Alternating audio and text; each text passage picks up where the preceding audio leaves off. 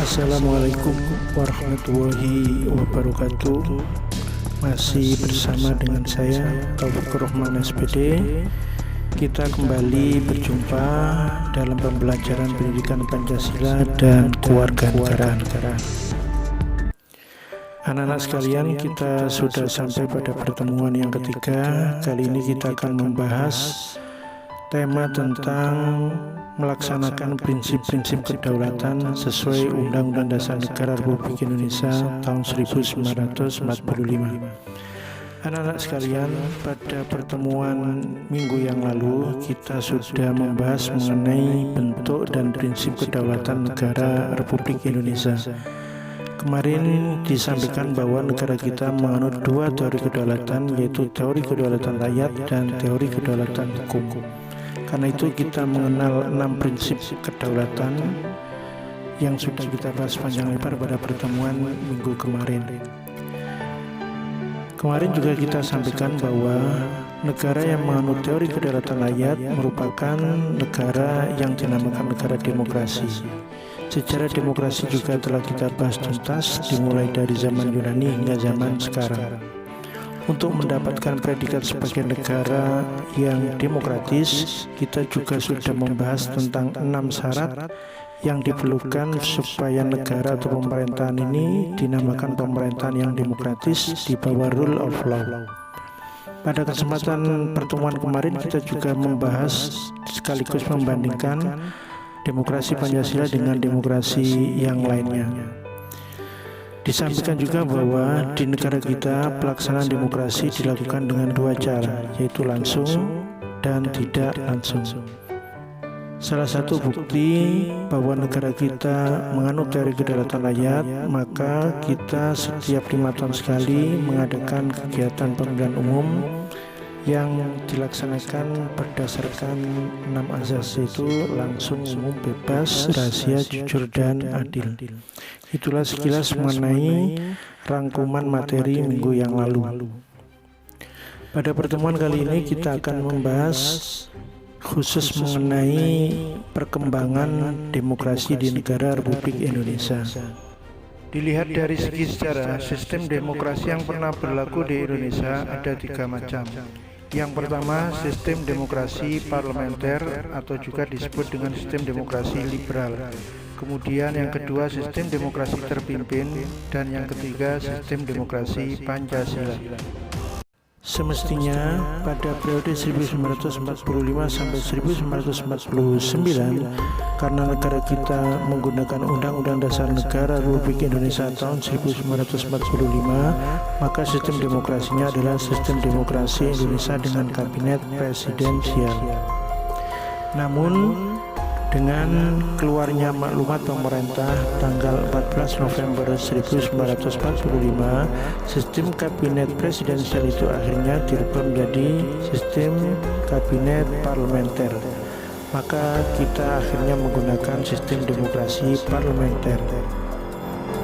Pada saat pemberlakuan Undang-Undang Dasar RI tahun 1949 sebagai akibat dari perjanjian atau konvensi Meja Bundar, maka sistem pemerintahan kita juga menganut sistem demokrasi parlementer atau sistem demokrasi liberal. Sejak Republik Indonesia Serikat atau RI kembali menjadi NKRI pada tanggal 17 Agustus 1950, maka UUD 1950 menggunakan demokrasi parlementer.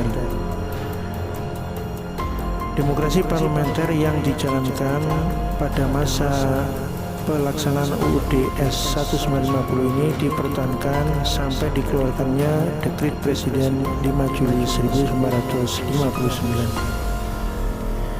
Dalam kenyataannya, demokrasi sistem parlementer yang diterapkan pada tahun 1950 hingga 5 Juli 1959 ternyata kurang cocok dan tidak sesuai dengan jiwa bangsa Indonesia. Hal ini menimbulkan berbagai masalah seperti silih bergantinya kabinet, pembangunan yang tidak lancar, dan banyaknya partai-partai yang mementingkan kepentingan golongannya. Oleh karena itulah, tepat tanggal 5 Juli 1959, Presiden Soekarno mengeluarkan Dekret Presiden yang isinya: 1. Pembubaran Badan Konstituante. 2. Pemberlakuan kembali Undang-Undang Dasar Negara Republik Indonesia tahun 1945 dan tidak berlakunya UUD sementara 1950. Ketiga, pembentukan MPRS dan DPAS. Mulai 5 Juli 1959 sampai 1966, Indonesia menerapkan demokrasi terpimpin.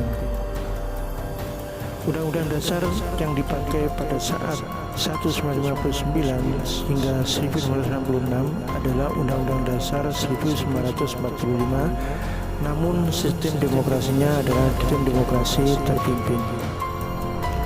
Pengertian demokrasi terpimpin pada sila keempat Pancasila yaitu dipimpin oleh hikmat kebijaksanaan dalam permusyawaratan perwakilan. Akan tetapi Presiden menafsirkan terpimpin yaitu pimpinan terletak di tangan pemimpin besar revolusi yaitu Presiden Soekarno. Akibatnya terjadi pemusatan kekuasaan di tangan Presiden yang menimbulkan penyimpangan dan penyelewengan terhadap Pancasila dan UUD Negara Republik Indonesia tahun 1945.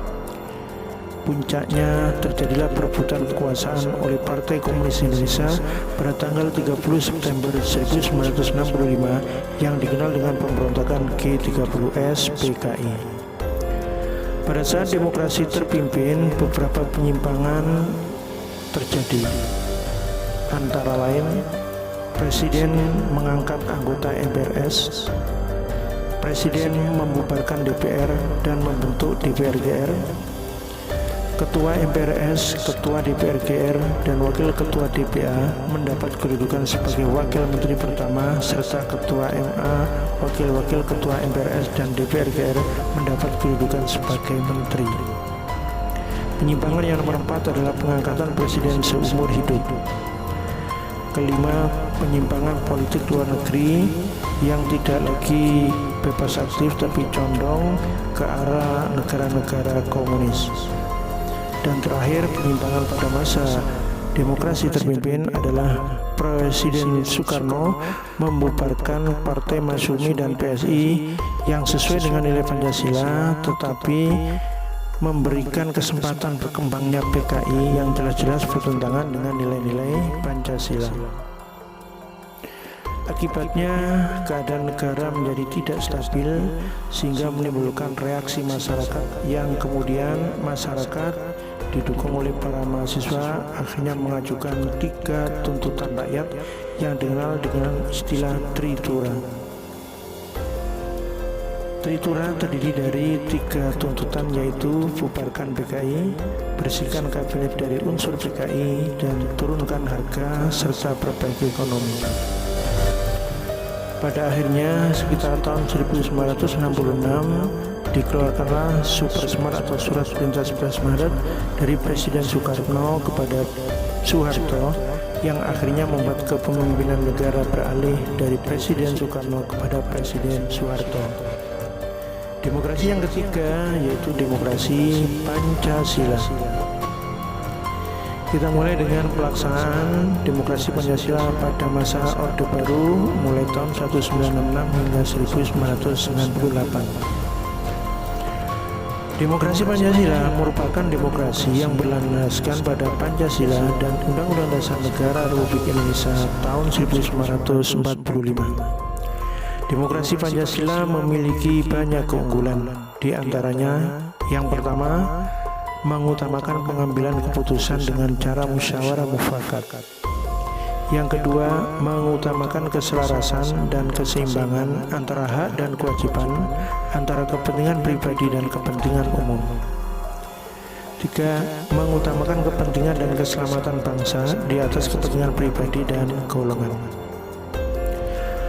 Namun demikian, selama periode demokrasi Pancasila pada masa Orde Baru, akibat kekuasaan dan masa jabatan Presiden Soeharto yang tidak dibatasi periodenya, maka berakibat terjadilah penyalahgunaan kekuasaan. Hal ini ditandai dengan beberapa hal, misalnya KKN atau korupsi, kolusi, nepotisme merajalela, Yang kedua, kebebasan bicara dibatasi. Yang ketiga, lembaga negara berfungsi sebagai alat kekuasaan pemerintah. Maka akibatnya lahir gerakan reformasi tahun 1998 yang dipropoli mahasiswa yang menuntut reformasi dalam berbagai bidang. Puncaknya adalah pengunduran diri Soeharto sebagai Presiden Republik Indonesia. Kita masuk pelaksanaan demokrasi Pancasila mulai tahun 1998 sampai sekarang, atau pelaksanaan demokrasi Pancasila pada masa reformasi. Demokrasi yang dikembangkan pada masa reformasi pada dasarnya adalah demokrasi berdasarkan Pancasila dan Undang-Undang Dasar Negara Republik Indonesia tahun 1945 dengan penyempurnaan pelaksanaannya dan perbaikan peraturan-peraturan yang tidak demokratis. Itulah gambaran pelaksanaan demokrasi Pancasila pada masa reformasi. Kiranya penjelasan kita mengenai sistem demokrasi di Indonesia sampai di sini, semoga bermanfaat. Saya akhiri, wassalamualaikum warahmatullahi wabarakatuh.